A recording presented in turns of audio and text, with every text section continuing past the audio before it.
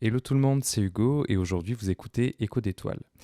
J'espère que vous allez tous bien et en ce premier épisode, pour débuter le podcast, je vais commencer par une petite présentation essentiellement du podcast et puis pour un petit peu expliquer le pourquoi du comment, ce qui m'a amené à aller dans la création de ce podcast et puis voilà, vous expliquer les sujets que vous y trouverez tout au long de la mise en ligne des podcasts. Alors, pour faire assez simple, je réfléchis à pas mal de sujets dans la vie de tous les jours, dans mon quotidien. Et je me dis que ça pourrait être sympa voilà, de vous partager mes réflexions, ce que je pense sur certains sujets, et sur des formats pas trop longs, c'est-à-dire 20-25 minutes, peut-être des fois moins, en fonction du sujet et de ce que j'ai à dire dessus. Sachant que ça va pas être de la recherche documentée. Voilà, je cherche pas à prouver quoi que ce soit, je ne cherche pas à soumettre mon avis enfin si je soumets mon avis bien sûr, mais je ne cherche pas à l'imposer plutôt. Voilà, c'est plutôt ce que je voudrais dire. Et voilà, je veux partir dans une réflexion qui pourrait emmener aussi les personnes qui m'écoutent à réfléchir et puis à me peut-être à me donner leurs commentaires et ce qu'ils en pensent. Voilà. Donc bien évidemment, tout commentaire ou toute analyse ou réflexion sur ce que j'ai dit peut être posé. Et effectivement, si vous avez des questions ou des choses que vous souhaitez que je précise, voilà, ça peut toujours être fait. Dans l'idéal, je ne vais pas aller dans des sujets qui font polémique. Alors bon, tout ce qui est religion, politique, on va éviter. Mais je vais quand même parfois donner un petit peu mon avis. Ben, forcément, il y a des sujets qui se rejoignent. Mais je ne rentrerai jamais dans le détail concernant du moins ces deux sujets-là. Voilà, alors le premier sujet, pour le tout premier sujet qui est la vie après la mort, alors c'est vous qui l'aviez choisi sur mon Instagram perso. Je réfléchis à faire un Instagram dédié au podcast, on verra. Honnêtement, je fais pas ça pour que ça grossisse énormément, c'est juste histoire de parler et histoire d'apporter un petit quelque chose. Et là actuellement, le sujet du jour, c'est la vie après la mort. Alors, je pense que ça, c'est un des sujets. Tout le monde s'est déjà posé la question au moins une fois, je pense, plus ou moins tôt dans la vie. Et puis, à des époques différentes de la vie aussi, parce que tout le monde, on a tous des vies différentes, on a tous des parcours de vie différents, ce qui effectivement peut causer des avis différents. Et puis, c'est bien normal.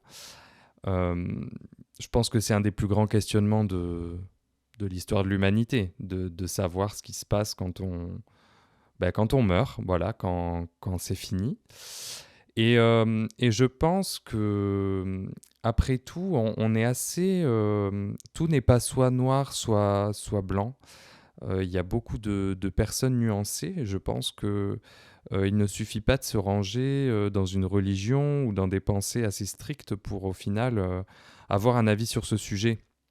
Je pense que tout le monde a un avis sur le sujet. Les personnes qui n'en ont pas, en général, je pense, cette peur de la mort qui est totalement OK, hein, au contraire. Je pense qu'il y a peu de personnes qui n'ont pas peur de la mort. Ou peut-être pas de la mort, peut-être plus le fait d'être séparé des gens qu'on aime, de nos habitudes, de toutes les choses qu'on aimait faire voilà, dans notre vie. Et parfois, c'est plus une peur voilà, d'être séparé de nos proches. C'est également ce qu'on vit quand on a un proche, famille ou ami, qui s'apprête à partir de ce monde. Et, euh, et voilà, alors c'est souvent vu par les personnes qui sont athées, par exemple, envers les personnes croyantes. C'est souvent vu comme une façon de se rassurer, de se dire qu'il existe quelque chose après la mort, une façon d'accepter plus facilement. Et je pense que ça, au quotidien, ce sont des choses qu'on a besoin de se remémorer. C'est-à-dire se dire, ça va bien se passer parce que il y a quelque chose derrière, ce n'est pas la fin de tout. Et, euh, et donc, on accepte plus facilement. Moi, je pense que la façon d'accepter le mieux le départ, la mort, je pense que c'est déjà d'être en accord avec ses croyances, qu'elles soient religieuses ou non. On peut avoir des croyances non religieuses, hein. C'est déjà de croire en tout ça et de se dire et de vivre au quotidien avec ça et de ne pas en faire un sujet de tous les jours. On ne peut pas prévoir de quoi va être fait la minute, l'heure, le jour suivant ou voire la seconde suivante. On ne peut pas savoir. Donc se mettre dans une réflexion de tous les jours, de se dire que va-t-il se passer, c'est se mettre dans une angoisse qui est permanente et qui ne va pas aider justement à être en paix avec ses croyances. Je pense au contraire qu'il y a un moment où, quand on en ressent le besoin, si on en ressent le besoin, ce n'est pas une obligation, ça a été mon cas personnellement, j'ai ressenti le besoin de me documenter et d'essayer de trouver des réponses, même si à l'heure actuelle, on n'a pas de réponse à proprement parler sur ce sujet-là, mais il y a des éléments de réponse, d'ores et déjà. Donc on ne peut pas aller plus vite que la science, que tout ça, et puis on ne peut pas non plus ramener quelqu'un de décédé pour lui demander, ce qui est assez... qui plonge les gens dans une angoisse, quoi, vis-à-vis de ce sujet-là. Donc pour revenir à moi personnellement, je me suis un petit peu documenté. Enfin, je dis un petit peu documenté, c'est que on a tous une manière différente de se documenter. Moi personnellement, j'ai lu un livre et j'ai regardé des reportages. Alors ça peut être sur YouTube, sur Arte, parce que il y a beaucoup de reportages qui existent aussi, hein, sur les morts imminentes, les expériences de mort imminente. Donc c'est vrai que pour moi, ça a été une façon d'appréhender ça. Donc j'ai lu un livre qui s'appelle La vie après la mort du docteur Shipak Chopra. Donc c'est un docteur indien qui est aussi conférencier et qui pratique, donc en plus d'être médecin entre guillemets normal, il bosse aussi dans la médecine parallèle. Voilà. Et donc, effectivement, il a fait des recherches très poussées, autant le dire, très poussées avec tout un tas de personnes qui ont étudié ce sujet. Des personnes très cartésiennes, qui ont suivi des filières très carrées, mais qui s'autorisent effectivement à bosser sur ce sujet et à se demander est-ce que on peut essayer d'apporter, pas forcément des preuves, mais des pistes de réflexion sur l'existence d'une continuité après la mort de ce que ça pourrait donner.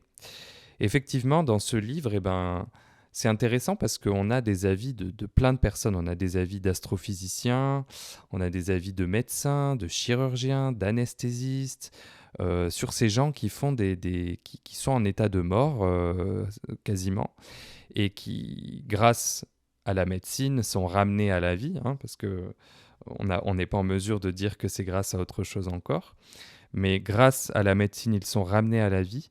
Et alors pour d'autres personnes, ça peut être dans le cadre de leur religion, hein, grâce à Dieu, voilà. Donc ça, c'est l'avis de chacun doit être respecté. Et donc la personne revient à la vie, et donc à ce moment-là, elle va raconter ce qu'elle a vu pendant ce laps de temps où elle était quasiment déclarée morte. C'est-à-dire qu'il s'est passé un certain temps où la personne était à un millième de seconde de entre guillemets, je dis bien entre guillemets, de passer de l'autre côté. Et les récits sont hyper intéressants dans le sens où, même s'ils sont assez différents, dans la globalité, il reste, à quelques détails près, il reste vraiment similaire. Donc certains voient une lumière blanche, des proches qui les appellent. Il peut y avoir toute cette, cette scène-là. Et puis il y a d'autres choses. Il y a des gens qui sont en dehors de leur corps et qui vont voir des proches. Moi, je me souviens sur une chaîne de radio, j'étais dans la voiture avec mon père, on rentrait je ne sais pas d'où. Et puis il avait mis la radio, je ne sais plus quelle chaîne c'était exactement. Et puis il y avait le journaliste faisait des appels à auditeurs, et donc l'auditeur raconter l'histoire de quelqu'un de proche à lui. Je ne pourrais pas dire qui c'était exactement, mais raconter l'histoire de cette personne proche qui en fait a fait une sortie de corps et qui s'est promené et qui s'est promené dans l'hôpital et donc qui a vu des soignants voler des affaires dans ses poches, un téléphone et puis des portefeuilles. Donc oui, sachez que même dans des milieux où vous êtes censé être entouré de gens bienveillants, il y a des gens malveillants, mais ça c'est partout. Eh bien, il a vu ça et quand il s'est réveillé, il a été en mesure de dire qui avait volé quoi, avec une précision assez impressionnante, il faut bien le dire, pour quelqu'un qui était censé être dans une sorte de coma, hein, il est pas passé, la personne n'était pas passée loin de la mort. Et avec précision, il avait pu effectivement faire ce retour et dire, écoutez, je sais exactement qui m'a volé. Alors, il l'a pas dit de suite en se réveillant, ça s'est fait des heures après, c'est-à-dire parce qu'il faut quand même récupérer. Hein, quand vous ressortez de ce genre d'état-là, c'est-à-dire d'un coma ou d'une expérience de mort imminente, vous sautez pas partout, hein, vous avez besoin de vous reposer. En plus, vous êtes sous le coup d'une forte anesthésie en général. Et ça me permet d'ailleurs de faire la transition vers l'anesthésie et vers les effets que peuvent procurer l'anesthésie. Effectivement, il y a pas mal de personnes, pas forcément des médecins, qui disent que tout ça serait dû aux anesthésies. Mais je ne pourrais pas dire avec précision, mais dans pas mal de livres ou de récits, il y a des médecins et des anesthésistes qui en parlent et qui expliquent à quel point l'anesthésie ne peut pas produire tout ça. Voilà. Bon, après, il y a des avis pour, des avis contre. Ça, c'est comme tout, en fait. Il faut regarder et puis il faut écouter, lire, se documenter un petit peu et être sûr qu'on a affaire à des personnes de confiance dans comment dire, dans le sens où ce sont bien des médecins, ce sont bien des gens qui ont fait des études, qui ont, voilà, sérieuses et pas n'importe quelle personne qui se réclamerait médecin comme moi. Voilà, j'en suis incapable. Mais voilà, il faut en fait bien se dire sur ce genre de sujet que vous avez des avis de la part que tout le monde a un avis et que tout le monde, et que en tant que professionnel, le médecin a le droit de ne pas être forcément d'accord avec l'avis dominant. Il peut apporter un avis différent. Donc ça, moi je trouve que c'est assez intéressant. Quand on veut essayer d'avoir une réflexion et qu'on veut en débattre ou qu'on veut en discuter, je trouve que c'est intéressant d'aller aussi à contre-courant de la pensée dominante et de ce qu'on entend tous les jours partout. Voilà. Moi, j'ai des membres de ma famille, par exemple, enfin des membres, là j'en pense à un seul pour le moment, qui pense que la mort, après la mort, bah voilà, quand on meurt, on est dans un cercueil, et puis c'est le néant, quoi. Voilà, il se passe plus rien, tout est noir, la vie est terminée, donc on ne se rend compte de plus rien, mais c'est terminé, c'est mort. Et moi, je suis pas du tout, je suis pas du tout de cet avis.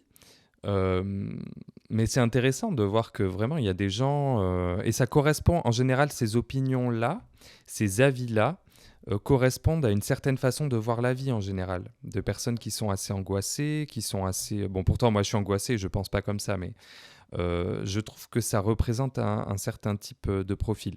Et à contrario, on pourrait dire que les gens qui pensent réellement qu'il y a quelque chose après, religieux ou non, s'accrochent bien par espoir ou par désespoir peut-être plus à cette envie d'avoir quelque chose après pour se rattacher à quelque chose et être moins triste.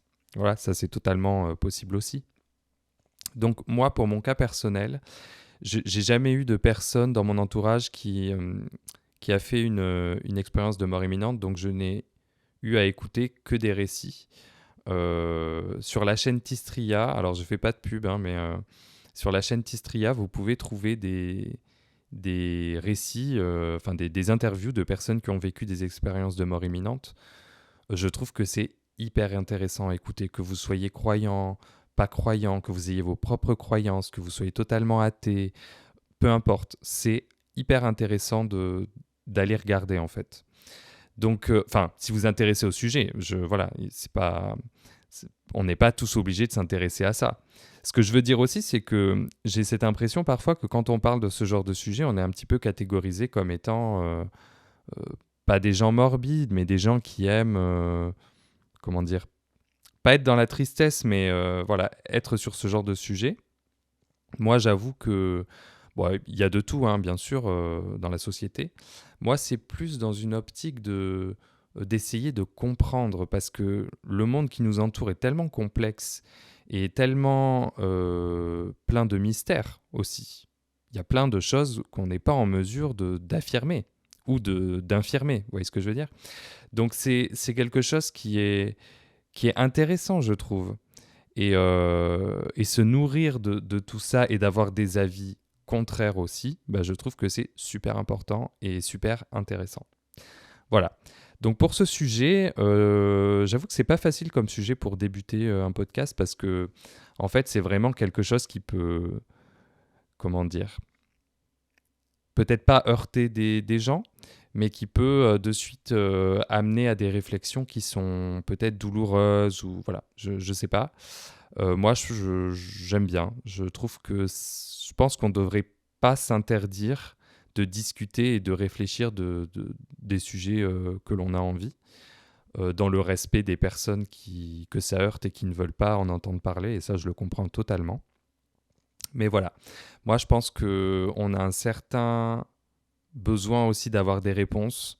Et quand on grandit, je pense que bah, ce besoin revient de plus en plus. Et puis je pense, quand on est proche de la mort, et ben, il y a une sorte de comment dire, ça c'est peut-être un avis personnel, hein, mais une sorte de satisfaction à se dire bah, qu'on va enfin savoir à quoi ça ressemble. Alors attention, quand je dis ça dans le cadre de personnes qui sont réellement, qui partent dans des conditions plutôt apaisées. Bien évidemment, je ne parle pas des gens qui partent dans d'horribles manières, hein, bien sûr. La question ne se pose même pas.